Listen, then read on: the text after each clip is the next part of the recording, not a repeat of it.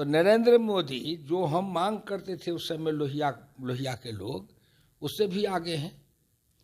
ये आंकड़ा है, ये नाम निकाल करके पढ़ ले, अनपढ़ तो है नहीं कोई। राजनीति करने वाले लोग समझते हैं कि गांव के जो गरीब लोग हैं ना, वो कुछ नहीं समझते हैं। तो मैं उन लोगों को कहता हूं कि तुम भ्रम में मत रहो, तुम लोगों को भ्रम है। वो गांव के जो गरीब है, जिसको तुम गरीब अनपढ़ समझते हो, वो तुमसे ज़्यादा समझदार है। और जो लोग ये कह रहे हैं, क्योंकि हर पार्टी का अपना कुछ वोट बैंक होता है, जो लोग ये कह रहे हैं कि इस बार आगे के चुनाव में बीजेपी जो अपना खाता भी नहीं खोल पाएगी, ऐसा भी लोग कह रहे हैं। अच्छा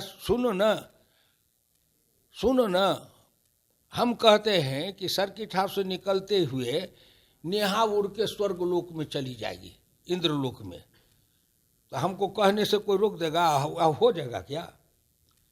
देखो, ये निरर्थक बहस है, निरर्थक। जो ये कहते हैं वो लोग तानाशाह हैं, वो लोग अज्ञानी हैं, वो लोग मूर्ख हैं। उनको राजनीति शास्त्र का, लोकतंत्र का ज्ञान नहीं है। अब नीतीश कुमार के बाद जनता दल कौन? लालू यादव हैं तो लालू यादव हैं, तेजस्वी यादव हैं, तेज प्रताप यादव हैं, उनकी बेटी है। हम जैसे दरभंगा महाराज के जमींदारी का बंटवारा है। मुलायम सिंह यादव के चले गए, मुलायम सिंह यादव थे तो बेटा कहता था हमारा, भाई कहता था हमारा। चौटाला का था तो चौटाला का 2 बेटा था, एगो कहता था हमारा, हम उत्तराधिकारी, दूसरा कहता था हम हैं उत्तराधिकारी। रहा हूँ, इस संपूर्ण ब्रह्मांड में मेरी वाणी का प्रभाव पड़ेगा। आज जिन लोगों को मेरी बात से जलन होगी उनको बान लगेगा, और जिनको मेरी बात से आनंद मिलेगा वो आनंद से प्रफुल्लित होंगे। कोई पुस्तक कहता है ना नरेंद्र मोदी के बाद कौन आएगा, तो सोचता है कि जैसे लालू के बाद तेजस्वी आएगा, तेज प्रताप आएगा। भाजपा के अंदर कौन आएगा, ये तो भाजपा का संगठन जाने। नमस्कार, मेरा नाम नेहा झा है और आप देख रहे हैं फ्रंटलाइन 24। अभी हम लोग मौजूद है सर्किट हाउस में, और आपको बता दें कि अभी हमारे साथ हुकुमदेव यादव जी मौजूद है। आपको बता दें कि बहुत प्रख्यात नेता रहे हैं और पूर्व में केंद्रीय मंत्री भी रहे हैं, और बहुत बार पूर्व सांसद भी रहे हैं, और पद्म भूषण से भी इनको सम्मानित किया गया है। हम इनसे बात करते हैं और कुछ चीज़ों पे जो है, बहुत सारी चीज़ें हम लोग देख रहे हैं कि पिछले काफ़ी महीनों से बहुत चीज़ें सामने आ रही, बहुत कुछ नया चीज़ जो है वो देखने को मिलता है। तो क्योंकि इनके पास बहुत ज़्यादा दिनों का एक्सपीरियंस है, तो इनसे हम बात करते हैं कुछ मुद्दों पे और जानते हैं कि इनकी क्या प्रतिक्रिया है और ये क्या कहना चाहते हैं उन सब बातों पे।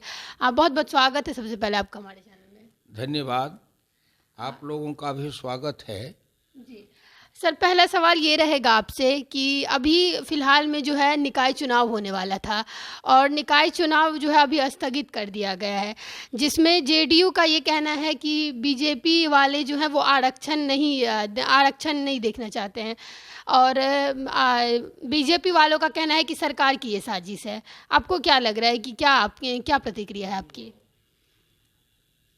देखिए, शायद जो बोलने वाले लोग हैं, जेडीयू के हों या भाजपा के हों, जो भी नेता हैं वो ये भूल जाते हैं कि समाज के अंदर आज उनसे अधिक पढ़े लिखे लोगों की संख्या है, समझदार लोगों की संख्या है, तकनीकी जानकारी रखने वाले लोगों की संख्या है, और इतिहास के पन्नों में से खोज के निकालने वालों की संख्या भी काफ़ी बढ़ी है। तो नई पीढ़ी के जो लोग हैं उनकी संख्या से ज़्यादा है, 60-65% युवा भारत है। तो जो कोई भी बोले, मैं उनसे प्रार्थना यही करूँगा कि कृपा करके ऐसा बोले कि आज युवा भारत के जो लोग हैं उनके पास में तकनीकी ज्ञान है, 5G मोबाइल है, कुछ भी खोज करके निकाल ले सकते हैं, तो उसको ध्यान में रखें, संयम। अब सरकार जो ये कह रही है, सरकार का ये कहना है, जो अभी जेडीयू की बात करें तो उनका ये कहना है कि बीजेपी खिलाफ है आरक्षण के। तो इस पर आपको क्या लग रहा है कि क्या उनका सही कहना है? यही मैं कह रहा हूँ ना कि जेडीयू वाले भूल जाते हैं कि 2005 के बाद जो नीतीश कुमार मुख्यमंत्री बने थे तो भाजपा के साथ निरंतर मुख्यमंत्री रहे।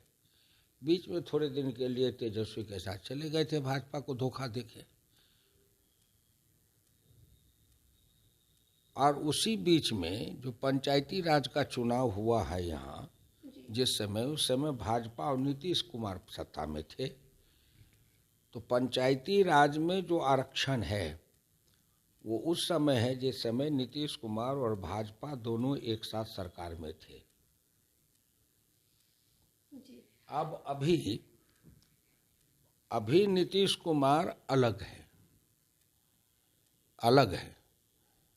तो जब नीतीश कुमार मुख्यमंत्री थे, नगर निकाय का चुनाव उससे पहले भी हुआ था भाजपा और नीतीश के समय में। नए सिरे से कुछ नए नगर निगम बनाए गए हैं, परिसीमन हुआ है। तो उस परिसीमन के कारण वहाँ उनको आरक्षित सीट का निर्णय करना है और सीट को बताना है कि ये कौन कौन सीट आरक्षित कोटे से किसके है। तो ये उनको करना है सरकार को। दूसरी बात कि जब नीतीश कुमार और भारतीय जनता पार्टी वाले सरकार में थे ही, तो भारतीय जनता पार्टी वाले अगर आरक्षण के विरोधी थे तो फिर पंचायती राज में कैसे हुआ? दोनों तो साथ थे। अब आगे नगर निगम का चुनाव है तो भाजपा ने, मान लो भाजपा का अब नहीं है साथ में, नीतीश कुमार की सरकार है ना, तो तत्काल अधिवेशन बुला ले, और आरक्षण देने का क्या है, तत्काल अधिवेशन बुला ले और विधानसभा से विशेष सत्र बुला करके आरक्षण के बारे में निर्णय लेकर के पास कर दे। अब कौन विरोधी है कौन सही है वो लोग समझ लेंगे।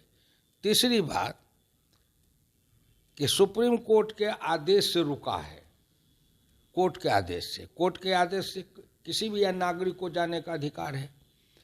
तो कोई नागरिक अगर कोर्ट में गया तो इसका मतलब नहीं है कि वो भाजपा का है।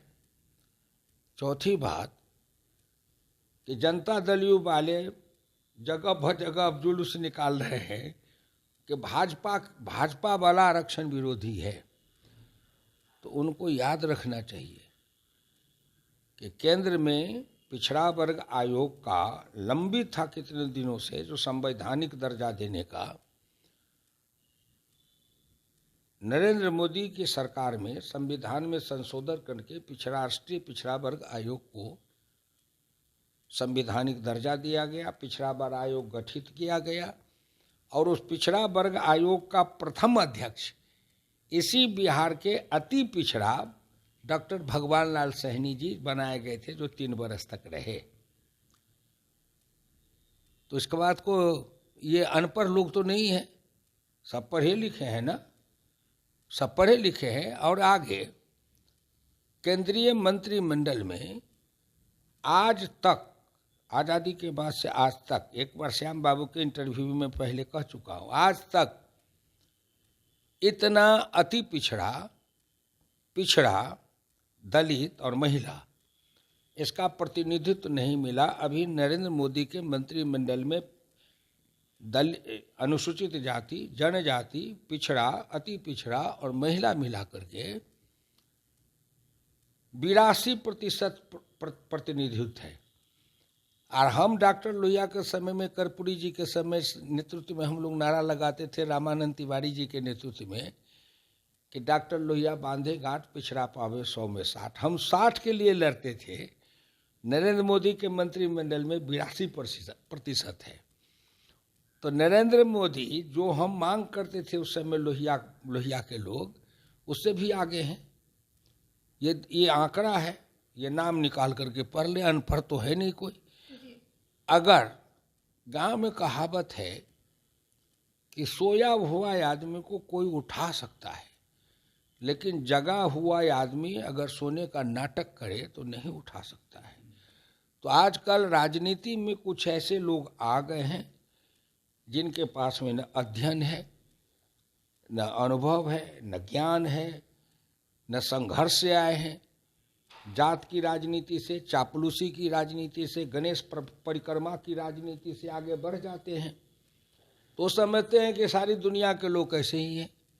सारी दुनिया को नहीं जानते हैं। खासकर राजनीति करने वाले लोग समझते हैं कि गांव के जो गरीब लोग हैं ना, वो कुछ नहीं समझते हैं। तो मैं उन लोगों को कहता हूं कि तुम भ्रम में मत रहो। तुम लोगों को भ्रम है, वो गांव के जो गरीब है, जिसको तुम गरीब अनपढ़ समझते हो, वो तुमसे ज़्यादा समझदार है। क्योंकि वो बोलता नहीं है, लेकिन वो सुनता है और समझता है और अपने मन में गुनता है। और अगर ऐसा नहीं होता तो पिछले लोकसभा के चुनाव में ये मधुबनी विधानसभा से 4,58,000 वोट से भाजपा कैसे लीड कर देता। हम तो इतने दिन लड़े, हमको 4,58,000 वोट भी नहीं कभी आया। हमको तो मैक्सिमम सबसे ज़्यादा वोट आया 2014 में, तब मेरा वोट 3,58,000 था मैक्सिमम। तो हम 3,58,000 वोट पाए थे। अब भाजपा 4,58,000 वोट से जीतता है। कोई 6.5 लाख जितना वोट 14 में आया था, उसका दुगुना वोट 19 में आता है। तो ये वोट किसने दिया? वही लोग दिया ना जो कांग्रेस के वोटर थे, जो कम्युनिस्ट के वोटर थे, जो आरजेडी के वोटर थे। सर, एक चीज़ और पूछना चाहेंगे। राहुल गांधी जो है वो अभी भारत जोड़ो आंदोलन कर रहे हैं, अलग अलग जगहों पे जा रहे हैं, तो उनका जो है वो कर्नाटक की तरफ उनको काफ़ी समर्थन मिल रहा है, तो उस पर क्या कहना चाहेंगे? तमिलनाडु में केरल से वो एमपी हैं। केरल में भाजपा का कोई है नहीं। हमारा एक एमएलए बने थे, तो हमारा कोई है ही नहीं वहाँ केरल में। केरल में हम कम्युनिस्ट से लड़ते हैं। लड़ाई है कांग्रेस और कम्युनिस्ट का, कांग्रेस कम्युनिस्ट का। तो राहुल गांधी भारत जोड़ो के नाम पर चल रहे हैं कि सबको जोड़ो और नरेंद्र मोदी को तोड़ो।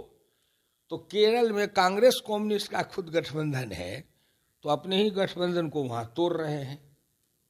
कम्युनिस्ट वाला उनकी शिकायत किया है, आलोचना किया है कि केरल में क्यों इतने दिन रहे। लेकिन भारत जोड़ो आंदोलन वो हर जगह जाने वाले हैं और लोगों का जो है वो समर्थन उनको देखने को मिल रहा है, तो इसको किस तरीके से देख रहे हैं? क्योंकि लोग को लग रहा है कि नहीं, वो ज़मीन पे आ रहे हैं और कुछ अच्छा करने की कोशिश कर रहे हैं। अच्छा, ऐसा करो, तुम ही कॉलेज सब में जाओ और एक मधुबनी से शुरू करो, जो हम देश बनाओ भ्रष्टाचार मिटाओ देश में आंदोलन चलाते हैं। देखो तुम्हारे पास भी लोग चलते हैं कि नहीं, पीछे करके देखो। इस देश के अंदर अनेकों विचार के लोग हैं। खास करके राजनीति में 3 तरह के लोग हैं। 3 तरह के लोग। जो लोग अंधभक्त अंधविश्वासी लोग हैं, अंधभक्त लोग, उसको कुछ ही जो धृतराष्ट्र के जैसे हैं। अब द्रौपदी का चीरहरण हो रहा है, धृतराष्ट्र तो देख ही नहीं रहा है, द्रौपदी चिल्ला रही है। और बाकी आंख वाले हैं, सब मिल करके ताकत है तो द्रौपदी का चीरहरण करा रहे हैं। तो इसीलिए वो आंख रहते हुए भी देख नहीं रहे हैं, वो देख करके द्रौपदी के चीरहरण में आनंद ले रहे हैं। उसी तरह राजनीति में हो, विचार में हो, दर्शन में हो, पक्ष होता है। एक होता है अंधभक्त, अंध समर्थक, अंध विरोध। ये सब खराब है। भारतीय संस्कृति में वेद से लेकर के हमारे 4 वेद, 6 शास्त्र, 18 पुराण से लेकर के गीता हो, रामायण हो, कहीं भी है, हमारे किसी भी ग्रंथ में, सभी ग्रंथों में अंध समर्थन, अंध भक्ति, अंध विरोध को रोका गया है कि नहीं। निर्छीर विवेक, निर्छीर विवेक का मतलब हंसा पैको काढ़िले क्षीर नीर निर्वार, ऐसे गहे जो सार को सोजन उतरे पार। लोकतंत्र में, लोकतंत्र बहस की चीज है।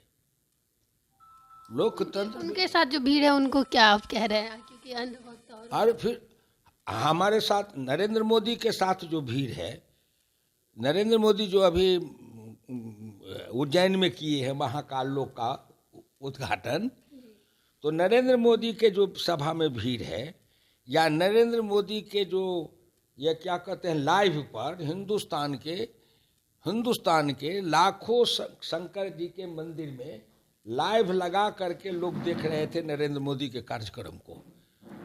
तो आप तुलना करना हो राहुल गांधी की तुलना, वो तो कह रहे हैं ना कि हम प्रधानमंत्री बनेंगे, तो राहुल गांधी की तुलना करे तो नरेंद्र मोदी से करें।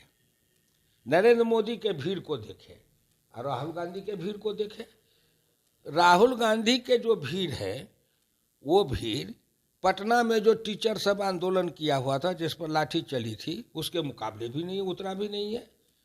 हमसे कोई कहेंगे तो हम कहेंगे देख लो। तो तुमसे ज़्यादा तो पटना में जो बिहार के लोग आंदोलन करने गए थे, शिक्षक लोग, जिन पर लाठी चली थी, कि कौन कौन लोग नौजुवा लोग थे। अपनी भीड़ से लोकतंत्र विचार का है, विद्या का है, बुद्धि का है, तर्क का है, संयम का है, अनुशासन का है। लोकतंत्र भीड़ तंत्र नहीं है, भीड़ तंत्र नहीं है। तो किसी भीड़ से निर्णय नहीं हो सकता है कि कहीं भीड़ बहुत दिखाई पड़े तो इसका मतलब ये नहीं है कि वही देश का। ये देश में 135 करोड़ लोग हैं और उसमें किसी के भीड़ में अगर 1,50,000 लोग कहीं इकट्ठा हो जाए तो लोग उसी को बहुत भीड़ हो गई। अरे 135 करोड़ लोगों के सामने तुम्हारी क्या संख्या है 50 लाख लोगों की। अच्छा सर, वो एक बार अभी कुछ दिन पहले एक वीडियो सामने आया था जिसमें पानी हो रहा था और वो अपना भाषण दे रहे थे राहुल गांधी, तो लोगों को बहुत ज़्यादा लोगों ने अप्रिशिएट किया, तो उसको कैसे देखते हैं? अच्छा चलो, बहुत लोग हैं जो असामाजिक तत्व के जैसे काम करते हैं, आतंकवादी हैं, उग्रवादी हैं, उनके भी समर्थन में बहुत लोगों का ये सोशल मीडिया पर आता है। इससे कोई निर्णय नहीं होता। पानी में भाषण दे रहे थे, तब पानी में भाषण देते देते तो डॉक्टर लोहिया कर्पूरी, ठाकुर रामानंद तिवारी, डॉक्टर बैजनाथ झा यहीं थे, शिवचंद्र झा जी सब थे। हम लोग तो कितने पानी में भीगे होंगे, इसका कोई ठिकाना नहीं है। ये सब देखो, ये सब उन लोगों के लिए ये विषय है जिन लोगों के पास में राजनीति का, धर्म का, साहित्य का, काव्य का ज्ञान नहीं है। मैं इतना ही कहूँगा, उनको राजनीति शास्त्र का ज्ञान नहीं है। कहीं पानी में कोई भाषण दे रहा है, कोई नेता भाषण करते करते मंच टूट गया, गिर गया, तो ये कोई न्यूज है? ये कोई न्यूज है? ये तो निरर्थक लोगों के समय बर्बाद करना है। कौन नेता क्या कह रहा है और उसके कह रहा है, उसका तात्कालीन अर्थ क्या है, उसका दीर्घकालीन अर्थ क्या है, और जो कह रहा है उसका भूत से क्या संबंध है। भूत, वर्तमान और भविष्य। अंतिम सवाल आपसे ये रहेगा कि अभी जो सरकार है, 7 पार्टी से सरकार बनी है और बीजेपी जो है वो बहुत ज़्यादा अकेला पड़ गई, हम कह सकते हैं कि वो अकेला है, तो आगे जो चुनाव है ये लोगों का ये कहना है कि बहुत नाजुक स्थिति रहेगी बीजेपी, क्योंकि एक तरफ 7 पार्टी का गठबंधन है और एक तरफ अकेले बीजेपी है। तो इस पर क्या कहना चाहिए? उन लोगों को ज्ञान नहीं है, उन लोगों को नहीं पता है कि 2014 में लोकसभा के चुनाव में आरजेडी अलग लड़ रही थी, नीतीश अलग लड़ रहा था, भाजपा अलग लड़ रही थी। ये नहीं है कि नहीं लड़े हैं। नीतीश का जीता था 2, आरजेडी का जीता था 4। लेकिन सर इस बार तीनों सुनो, भाजपा जीता। अब 2019 में नीतीश कुमार फिर हमारे साथ आए, तो उन्होंने कहा कि 2 सीट था उनका, 2, तो भाजपा को कहा कि हम और आप अब 15-15 सीट लड़ेंगे, 16 सीट बराबर। भाजपा ने कहा कि बराबर लड़िएगा तो हमारा तो जीता हुआ सीट है तो छोड़ना पड़ेगा। याद करो, 5 सीट हम जीते हुए थे 2014 में। 2019 में नीतीश के साथ चुनाव लड़ते समय हम अपना जीता हुआ 5 सीट छोड़े थे, जिसमें झंझारपुर भी था। रामप्रीत मंडल जो नेता बनते हैं, सो वहाँ पर वीरेंद्र कुमार चौधरी भाजपा के जीते हुए थे। उस जगह पर आरजेडी का लड़ा था, जेडीयू का भी लड़ा था, जेडीयू वाले की जमानत भी नहीं बची थी। तो ये बातें सब निरर्थक है, अकेले पड़ गए। हम तो 1985 में भारतीय जनता पार्टी का लोकसभा में केवल 2 सीट जीत के आया था, 2। और जो लोग ये कह रहे हैं, क्योंकि हर पार्टी का अपना कुछ वोट बैंक होता है, जो लोग ये कह रहे हैं कि इस बार आगे के चुनाव में बीजेपी जो अपना खाता भी नहीं खोल पाएगी, ऐसा भी लोग कहते हैं। अच्छा सुनो ना, हम कहते हैं कि सर्किट हाउस से निकलते हुए नेहा उड़ के स्वर्गलोक में चली जाएगी, इंद्रलोक में, तो हमको कहने से कोई रोक देगा? हो जाएगा क्या? देखो, ये निरर्थक बहस है, निरर्थक। जो ये कहते हैं वो लोग तानाशाह हैं, वो लोग अज्ञानी हैं, वो लोग मूर्ख हैं, उनको राजनीति शास्त्र का, लोकतंत्र का ज्ञान नहीं है। लोकतंत्र में लोक इच्छा प्रबल है। कर्नाटक में पार्लियामेंट का चुनाव हुआ था, रामकृष्ण हेगड़े मुख्यमंत्री थे, तो सब सीट कांग्रेस वाले जीत गए। तो रामकृष्ण हेगड़े कहे कि अब तो हमारी सरकार बनेगी नहीं। और असेंबली का चुनाव हुआ तो रामकृष्ण हेगड़े को बहुमत मिल गया, वो मुख्यमंत्री बन गए। तो रामकृष्ण हेगड़े अपनी पत्नी से, उनकी पत्नी ने कहा कि आप क्या समझ रहे थे? लोगों ने समझा दिल्ली के चुनाव में कि आपको 2-4 सीट जीता ही देगा, तो आपको क्या मिलेगा वहाँ दिल्ली के लोकसभा में, इसीलिए सबने कांग्रेस को दे दिया। और असेंबली के चुनाव में सबने समझा कि रामकृष्ण हेगड़े के नेतृत्व के अलावा कोई दूसरा नेतृत्व कर्नाटक के लिए उपयुक्त नहीं है, इसलिए सबने आपको बहुमत दे दिया। तो इसको कहते हैं लोक इच्छा। अब लोक इच्छा को कोई अपनी इच्छा समझ ले तो तानाशाह है, लोक मान्यता को कोई अपनी मान्यता समझ ले तो तानाशाह है। अब लोक की इच्छा है, अब 2024 में चुनाव होगा, लोक की इच्छा, धिया पुता केकरो आघिडारी करे मंगलू, गांव केकरो बेच खा बखो, वोट देगा इस गांव का गरीब, किसान, निर्धन, निर्बल, पिछड़ा, दलित, कामगार, नौजवान, और उसके बदले हम कहे कि अगला वोट में हम ही देश के महान बन जाएंगे, तो अपनी कामना कर ले, वही विश्व के महान पुरुष बन जाएंगे। जो लोग बोलते हैं, कहे कि वो विश्व के महान पुरुष बनेंगे, इससे कुछ नहीं होगा। लोकतंत्र है लोक इच्छा। जो लोक इच्छा का मतलब उनके मन के अंदर क्या भावना है उसको कोई आदमी अपने मन के अनुकूल अगर समझ ले तो वो लोकतंत्र के लायक ही नहीं है। बस लोकतंत्र में सीधे हमारी वाणी है, मेरा, कि मुझको पूछते हैं लोग कि 2024 में क्या होगा, तो हम कहते हैं लोक इच्छा, लोकमत, लोक धारणा, लोक शक्ति। तो जाने उन किसको वोट देंगे, नहीं देंगे, किसको बनाएंगे, नहीं बनाए, जिसको बनाएंगे वो राह चलाएगा। और जो हार जाएगा तो सोचे देश छोड़कर नेपाल भाग जाएगा कि पाकिस्तान, वो भी तो इसी देश में रहेगा ना। तो लोकतंत्र की यह प्रक्रिया है कि जिसके पास में बहुमत होगा राज चलाएगा। अल्पमत वाले अपने को बहुमत में परिवर्तित करने के लिए निरंतर प्रयत्न करते रहेगा। तो इसमें 2 तरह है, एक है अल्पकालीन, एक है दीर्घकालीन। जो तात्कालीन राजनीति करते हैं क्षेत्रीय दल, अब नीतीश कुमार के बाद जनता दल यू कौन, लालू यादव हैं तो लालू यादव हैं, तेजस्वी यादव हैं, तेज प्रताप यादव हैं, उनकी बेटी है, हम, जैसे दरभंगा महाराज के जमींदारी का बंटवारा है। मुलायम सिंह यादव को चले गए, मुलायम सिंह यादव थे तो बेटा कहता था हमारा, भाई कहता था हमारा। चौटाला का था तो चौटाला का 2 बेटा था, एगो कहता था हमारा, हम हैं उत्तराधिकारी, दूसरा कहता था हम हैं उत्तराधिकारी। उसी तरह चंद वहाँ है, तेलंगाना में है। देखो, ये है तात्कालिक, और एक है दीर्घकालीन माने जिसको कहते हैं शाश्वत, जिसको हम अपनी संस्कृति में कहते हैं सनातन। सनातन का अर्थ क्या होता है? सनातन का सीधा अर्थ है, नौजवान लोगों को भी समझना चाहिए, वो शब्द की शब्द पढ़ते नहीं इसलिए कि उनको न संस्कृत का ज्ञान है न व्याकरण का ज्ञान है। तो जानेंगे कैसे शब्द का अर्थ?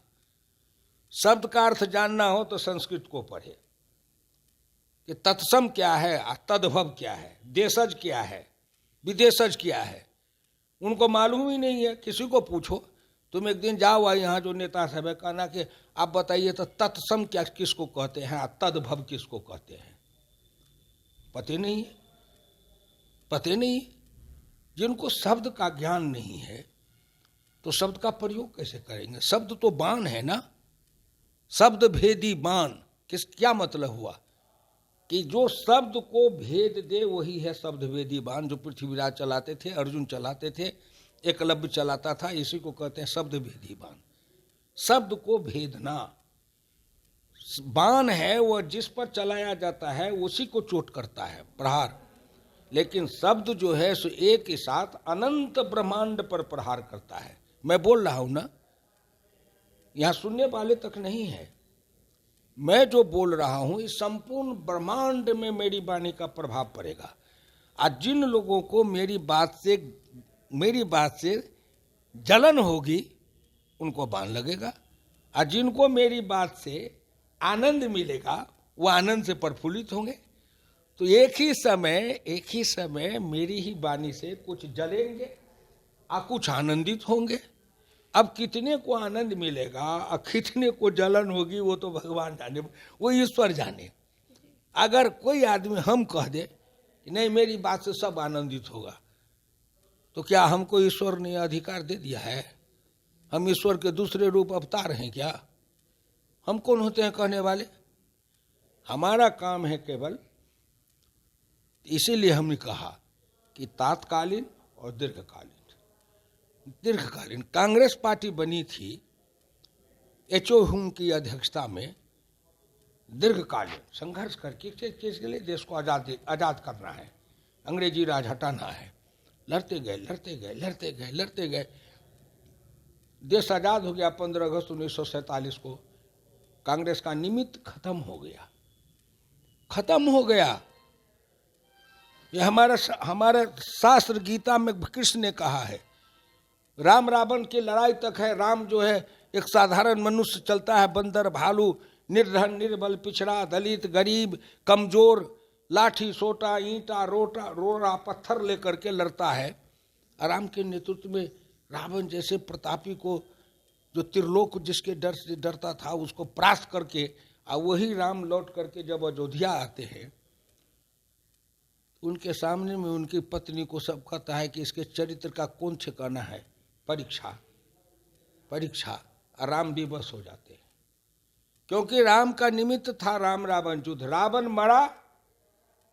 मरा, एक मनुष्य ईश्वर तक पहुंचा। ईश्वरत्व के बाद राम का निमित्त खत्म है, इसलिए राम का कोई प्रभाव नहीं रह जाता है। राजा राम हो जाते हैं, भगवान राम से राजा राम बन जाते हैं। कृष्ण भेड़ बकरी चराते चलते हैं, और लड़ते महाभारत के युद्ध में जाते हैं, और संपूर्ण विश्व के पापी राजपुत्रों को एक जगह इकट्ठा करके सबका सर्वनाश करा देते हैं, और धर्म का ध्वजा फहरा के। और वही कृष्ण लौट करके जब द्वारिका जाते हैं तो उन्हीं के वंश के लोग उनकी बात नहीं सुनता है, धक्का धुक्की दे के हटा देता है, हटो मेरे बीच से। कृष्ण ने कहा जाओ, अब हम भी जाते हैं। तो हम जाते हैं, हमको हट्टा धक्का दे रहे हो तो हम भी जाते हैं, और तुम सभी मेरे साथ आ जाओ। कृष्ण अकेले चले गए पेड़ के नीचे, अकेला। और उस समय एक भील ने बाण मारा और कृष्ण की वहां मृत्यु होती है। क्यों? कृष्ण का निमित्त महाभारत का युद्ध था। धर्म का जय हो, अधर्म का नाश हो, जो उसने कहा था। धर्म का विजय पताका फहरा दिया, कृष्ण का निमित्त खत्म हो गया। कांग्रेस का निमित्त था अंग्रेज हटाओ, स्वराज लाओ। महात्मा गांधी के नेतृत्व में जिस दिन तिरंगा फहरा गया, देश आजाद हो गया, कांग्रेस का निमित्त खत्म हो गया। निमित्त की बात है। भारतीय जनता पार्टी भी एक निमित्त है। भारतीय जनता पार्टी का क्या निमित्त है? कि राष्ट्र को सुखी बनाना है, समृद्ध बनाना है, साक्षर बनाना है, शिक्षित बनाना है, ज्ञानी बनाना है, वैज्ञानिक बनाना है।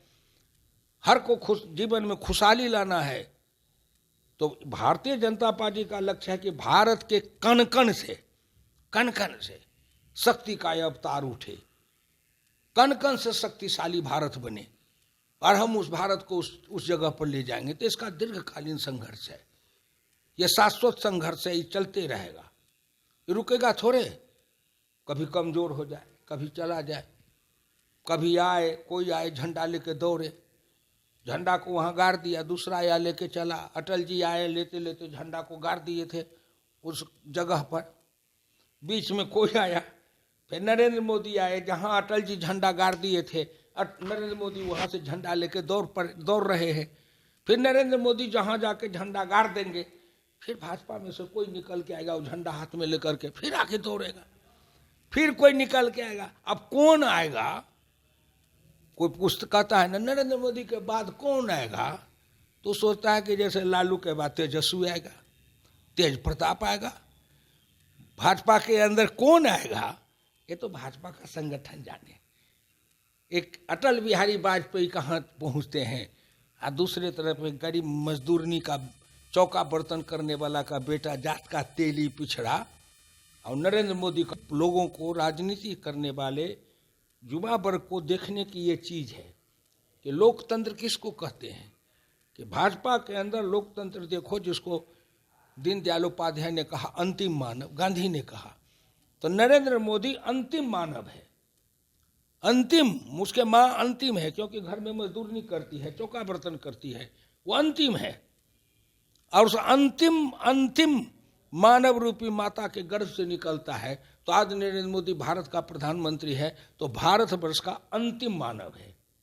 और जो अंतिम मानव है, उसने उस पीड़ा को भोगा है, इसलिए उसकी पीड़ा है कि जो समाज के अंदर अंतिम, न जात है, न धर्म है, न मर्यादा, कुछ नहीं है, समाज के अंदर जो अंतिम मानव है, किसी भी जात का हो, जिसके पास में रोटी नहीं है, कपड़ा नहीं है, मकान नहीं है, शिक्षा नहीं है, पीने का पानी नहीं है, दवा नहीं है, चाहे किसी भी जात का हो, वो सभी को रोटी, कपड़ा, मकान, दवाई, शिक्षा देना हमारा धर्म है।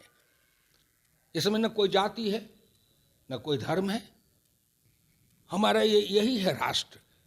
तो हम तो इस राष्ट्र को बनाने वाले लोग हैं, हम अपने परिवार के बनाने वाले थोड़े लोग हैं कि चोरी करके आओ, जेल जाओ, और उसके जात के लोग मंच सजा करके और उस पर माला पहना के आरती उतारते हैं, मेरा नेता कैसा हो, महान डाकू जैसा हो, मेरा नेता कैसा हो, महान लुटेरा जैसा हो, मेरा नेता कैसा हो, महान भ्रष्टाचारी हो, मेरा नेता कैसा हो, अपने परिवार को बनाने वाला हो, देश को लूट के खाने वाला हो।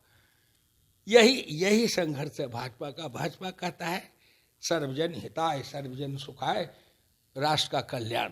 जी सर, धन्यवाद समय देने के लिए। धन्यवाद। इसी तरह विषयों के संबंध में कुछ नया करो। तो ये हमारे साथ हुकुमदेव यादव जी थे। आप लोग जानते हैं कि काफ़ी दिनों से और काफ़ी सालों से कह सकते हैं कि राजनीति में हैं और बहुत बड़े गदावर नेता माने जाते हैं और बहुत बार मंत्री भी रहे हैं और सांसद भी रहे हैं और बहुत सारी मुद्दों पे हमारी इनसे बात हुई है। 2-3 जो अभी फ़िलहाल में हम लोग देख रहे थे कि बहुत कुछ चीज़ें चल रही, उन पे हमारी बात हुई है और इनका जो पॉइंट ऑफ व्यू था, जो प्रतिक्रिया इनकी थी, इन्होंने वो बताया है और हम लोग सुने हैं। फ़िलहाल के लिए इतना ही, मिलेंगे किसी और नए वीडियो में, तब तक के लिए आप देखते रहिए फ्रंटलाइन 24। धन्यवाद।